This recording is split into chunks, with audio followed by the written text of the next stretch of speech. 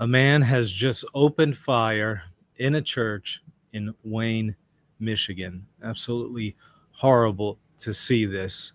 We know just a little bit of information because it just happened very, very shortly ago, within about an hour or so. I'm going to share with you what we have so far. Of course, the church was streaming their service live whenever this happened, and so there is some video footage. There's nothing graphic in nature, but it does show, and you can hear that somebody is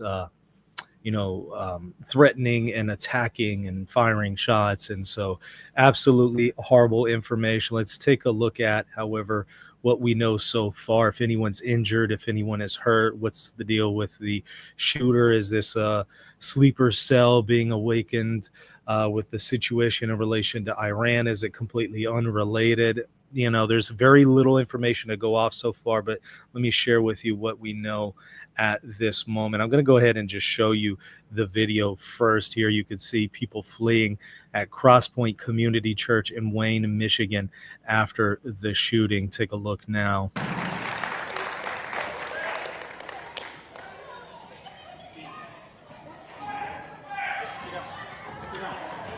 Oh.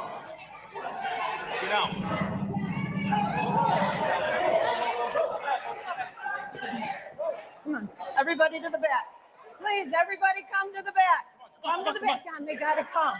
They gotta come. Come on. Come on. Go. Out, I don't think is a good idea. Come on here.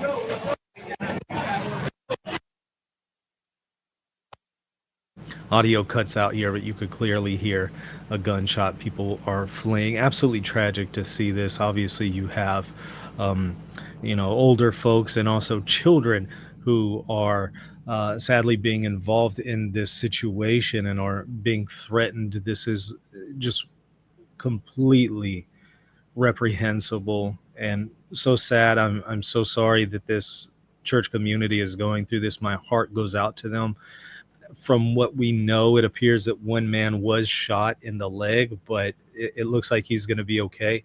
I haven't heard of anyone else being killed. So, I hope that there's not going to be any additional information that somebody has been harmed out of this. Again, in addition to the one man who's been shot. Now, the shooter has been killed. They were able to stop him. Here's what we know so far. So it's breaking news, so very, very little, but people were saying a gunman opened fire during a service at a suburban Detroit church on Sunday, wounding at least one person before a security guard killed him, police said. Now, you know what? Praise God that it wasn't worse than this, because it really could have been worse. And I'm sorry that this person was wounded. It sounds like, however, he will be fine and is going to survive. I praise God for that his life will be sustained and preserved, and that it's only at this point a gunshot wound that doesn't appear to be life-threatening.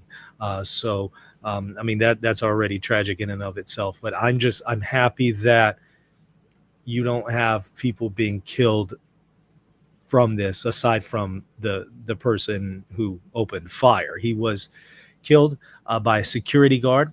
The incident happened at Crosspoint Community Church in Wayne, a city of about 17,000 people outside of Detroit, around 11 a.m. So, just within a few hours, actually. The church's pastor, Bobby Kelly, told the Detroit News about this. Police said one person was shot in the leg. So again, this appears to be something that won't be life-threatening. Praise God. Kelly said a church member ran the shooter over with his truck, giving the security guard time to shoot him. Now, there are conflicting accounts. Some were saying that the shooter drove his truck into the church and then opened fire. Others are saying that, no, the shooter opened fire and a parishioner drove their truck over the shooter, and then a security guard shot the shooter. So I am seeing conflicting information. The person was shot in the leg. The person who was shot in the leg was a security guard, told the newspaper. No one else is hurt, he said. And I'm happy to hear no one else is hurt. It could have been way, way worse. About 150 people were attending the service. But that's about all we know so far. I mean, there are some statements that I found for local news.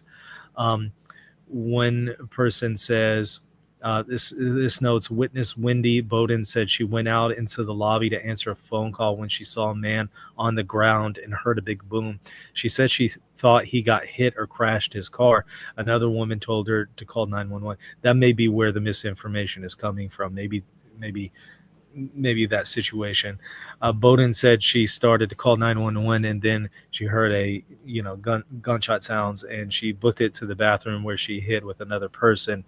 Bowden said they heard footsteps running and a lot of gunshots, and that she and the other person remained in the bathroom until everything was quiet. After that, they got out of the building and went into the woods where other people were gathered. It was the scariest thing I've ever been involved in, she said. I was hiding in one of the bathrooms and stood on the toilet and shut the door. So according to Bowden, the church has a security team that is very trained. She said the security team and church leaders know protocol. Fortunately, they got everyone out of the building safe. We did have one man for sure got shot in the leg, but he's okay from what I've been told. So praise God, she says, or they say. So I'm not sure if Bowden was the male or female witness here, but so wow, this is just very sad to see, and people are already asking the question. And it was frankly the one of the first questions that I asked, in addition to, is everyone safe, are people hurt, are people killed? The next question for me was, what was the motivation, what was the intention here? So far I'm not seeing any reports on the motivation, who the suspect, or not suspect, who the shooter was. I'm not seeing what maybe the motives would be according to any official reports, but some people are wondering if this has to be related to the situation with Iran. We've been hearing about sleeper cells in the United States who lie dormant and might be awakened and triggered by Iran to respond in the United States. We've been hearing reports about that. Some are probably going to be asking the question, is that what's going on here, or is it just completely unrelated? Either way, this is absolutely reprehensible, horrible. It is good that justice was served here when it comes to the aggressor. And it is also good that nobody lost their life. No innocent person here lost their life. So I'm happy to be able to report that to you all.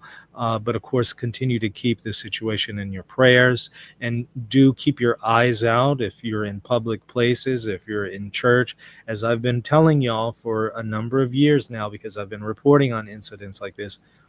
Keep your eyes open, ears open, pay attention to what's going on, and always kind of have in the back of your mind a backup plan. If something pops off, here's what we will do. Kind of go through that in your mind, especially if you have children, you have your wife, you have kids. Have in the back of your mind, okay, what will I do to be able to protect them? And also, what can I do to stop the aggressor? Because there might be something that you could do. You might be able to take that person down.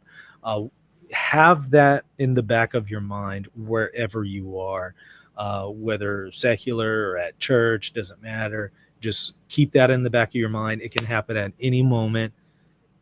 The vast majority of the time with this kind of stuff, there is no warning. It just happens out of nowhere. These people are just, going about their church service. They don't know that this is about to pop off.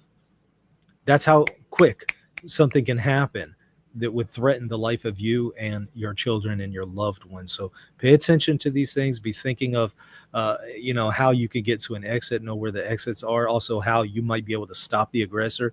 Certainly how you can protect your family, because I promise this will continue to happen for one reason or another.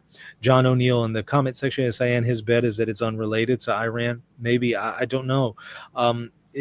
It's a coin toss. I could see it maybe being related. I could see it being completely unrelated, because there are plenty of these things, unfortunately, happening, obviously, way before yesterday and what happens between America and Iran, right? So it could just be coincidence, or it could be a sign of sleeper cells being awakened and triggered. So be aware. Keep that in mind, and let's, of course, thank God that no innocent person here lost their life, and that justice was served on the aggressor, and that he was stopped. All right, y'all, I just had to sneak this in real quick so that we're all aware of what's going on. I'll keep you updated if there's any additional information. And stay tuned. I might do another show later on talking about the situation with America and Iran and some developing news there. But I'll do that in a separate stream. All right, that's going to do it for now. God bless you all.